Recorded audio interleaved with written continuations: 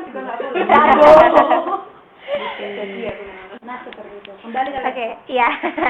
Nah, di sini di dalam interaksi sosial kita mengenal simbol dalam interaksi sosial. Ini saya ada 2 contoh pemakaman. Yang pertama di India, kemudian yang kedua di Eropa. Kalau di India, dalam masa pemakaman mereka menggunakan baju putih karena menunjukkan kesucian, kembali ke Yang Esa. Kalau di Barat mereka pakai baju hitam. Kenapa? Karena kita berduka. Nah, dengan tujuan yang sama, dengan tujuan untuk pemakaman, tapi mereka menggunakan simbol yang berbeda. Yang satu pakai baju putih, satu pakai baju hitam. Ada lagi menikah misalnya. Kalau di India merah, betul. Kalau di Barat putih. Kalau di Indonesia berwarna-warni. Tapi lebih ke emas gitu. Nah, ya, kita kayaknya kemas-emas something gitu. Nah, di sini simbol itu akan menginterpretasikan arti dari interaksi sosial di masing-masing culture atau kebudayaan di masing-masing daerah itu. Oh, salah. Nah, ada lagi simbol-simbol. Nah, ini simbol apa? Metal. Oh, ini metal. Padahal ini artinya Oh, sampai sih gitu, Mbak. mungkin kita di Indonesia tahu kalau begini itu metal. Kalau di Taiwan itu bahasa apa namanya? Sign language itu bahasa tubuh tulisannya orang disable. Tidak bisa bicara. Tunawicara itu ya. Ini artinya I love you. Gitu ya? Iya. I love you. I love you. Ya, kemudian kalau gini tadi apa? Peace. Di kita peace. Tapi di sebuah negara di Amerika begini tuh artinya melecehkan wanita. Bang. Sayang, Bang. Ya, itu. Jadi kadang-kadang simbol memiliki artinya berbeda. Ini kalau di suatu negara saya pernah baca, kita gak begini, oh bis. Nah, itu padahal kita artinya. Nah, saya ke Mbak. Ini Mbak Mia. Mbak, itu artinya Terima kasih. Kalau kamu nggak tahu, terima kasih. Kalau tahu, terus kira gini, saya dulu waktu ke Taiwan, apa sih? Telepon. Bukan, 6. Leo. Apa sih? Iya kan? 1, 2, 3, 4, 5, 6. Kami ini kok 6 sih? Gini. Kan gini.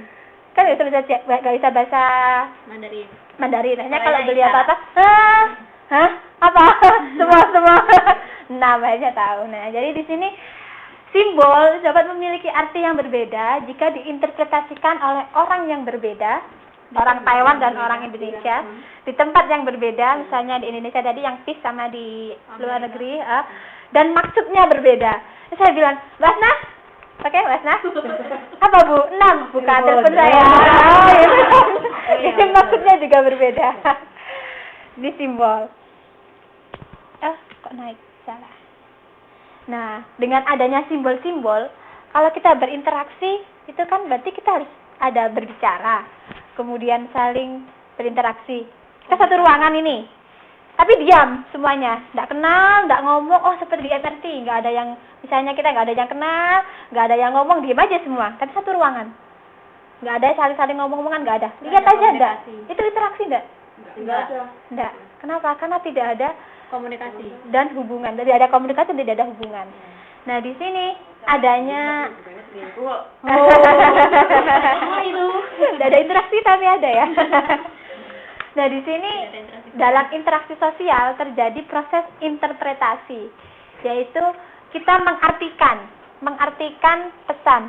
Saya tadi misalnya yang contohnya, Mbak Asna menginterpretasikannya 6 ya Bu? Bukan. Telepon saya maksudnya. Nah, ini adalah suatu proses interpretasi di mana orang yang kita kasih pesan, orang yang kita komunikasikan itu mencoba mengartikan apa sih maksudnya.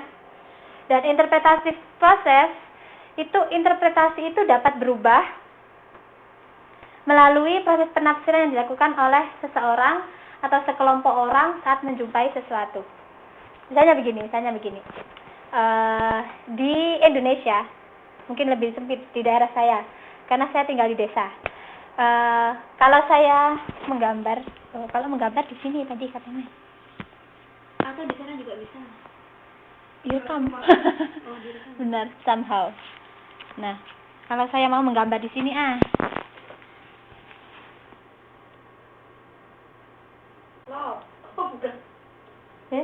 Yang mana tadi? Yuk, salah.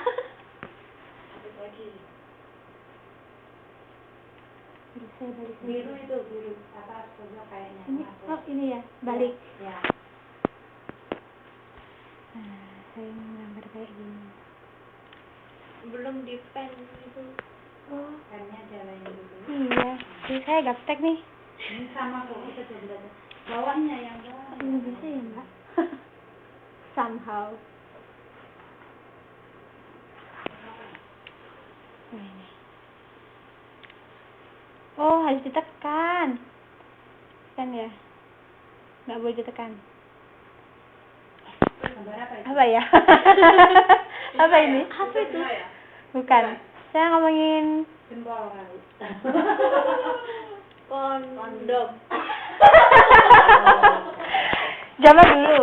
Saat kita membicarakan hal seperti seks, Iya. kondom, kemudian hubungan antara laki-laki dan perempuan, itu orang-orang kan menyatakan kalau itu adalah tabu. Gak ilok. Orang tua akan bilang seperti itu. Makro. Sopan. Kalau ibu saya bilangnya Saru.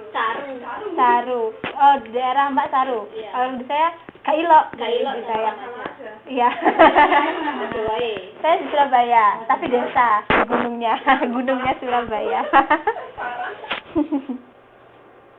Tapi saat dengan berkembangnya waktu saya masih kecil tidak ada pengenalan kondom dan lain sebagainya. Tapi sekarang di tahun 2012 pendidikan seks ini dirasa penting.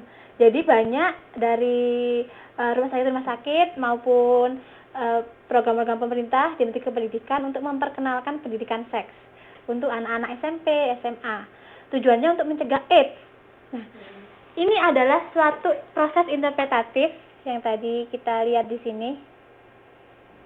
Kenapa ya nggak bisa? Nah, di mana terjadi perubahan penafsiran yang dilakukan oleh sekelompok orang saat menjumpai sesuatu. Zaman dulu, kalau anak seusia saya 20 atau 21, 23, saya kok 21, menipu sekali ya. Umur 20 tahun ngomong, "Bu, kondom itu apa?" Wah, pasti dimarah-marahi. Tapi zaman sekarang, dengan pentingnya orang tua, "Oh, kondom itu gini. Kalau misalkan kamu nggak mungkin berhubungan, pakai kondom biar nggak terkena AIDS." Adanya penafsiran yang berubah ini merupakan salah satu fase interpretatif di mana masyarakat semakin berkembang, baik dari segi pendidikan maupun kesehatan, maupun faktor-faktor yang lain. Jadi, ini yang dinamakan tadi, interaksi sosial masyarakat itu dinamis, dia berkembang. Tidak mungkin selamanya orang akan bilang kalau kondom itu tabu. Nggak. Nonton film, ada film pendidikan seks, bukan film porno, tapi pendidikan seks, yang dia menunjukkan kalau seks itu harus dilakukan dengan benar atau sesudah menikah, sebelum menikah. Sebelum meninggal. Ya, sesudah menikah sebelum meninggal. Ada film-film seperti itu yang memang ditujukan untuk memberikan pendidikan seks. Kalau zaman dahulu itu tidak akan diperkenankan, tapi dengan sekarang karena masyarakat itu berubah dan terjadi interpretatif proses, maka hal seperti itu berubah menjadi sesuatu yang diperlukan. Ini interpretatif proses. Ada contoh yang lain tentang suatu hal? Perjodohan mungkin. Perjodohan bagaimana, Mbak? Kalau dulu kan kayak zaman Siti Nurbaya gitu. Iya. Kalau sekarang kan mungkin lebih ada kesempatan untuk terserah memilih ya. Terserah kali ini. Terserah deh, pasrah. Ada lagi yang lain Belajar mungkin sendiri. di daerahnya? Peran wanita ya. Peran wanita. Dulu kan wanita itu di belakang. Terbelakang. Tapi sekarang kan karena perubahan zaman, jadi wanita duduk di bantu pemerintah. Mungkin lebih ke HAM. Oke. Ada lagi? Emansipasi wanita. Ya. Tentang interpretatif proses, ada pertanyaan? Jelas mungkin. Pinter. Bisa dimengerti. Jadi ini tentang simbol. Tadi kita bicara tentang simbol, kemudian bagaimana suatu masyarakat menginterpretasikannya, dan bagaimana interpretasi itu dapat berubah dari sesuatu yang negatif menjadi yang baik. Bagaimana simbol itu berbeda saat dilakukan dengan tujuan yang berbeda, orang yang berbeda, dan maksud yang berbeda. Saya bilang anjing, itu saya salah enggak? Ya, Lihat kalau itu kalau ada di Indonesia dibilang nih mau, maksudnya kamu tuh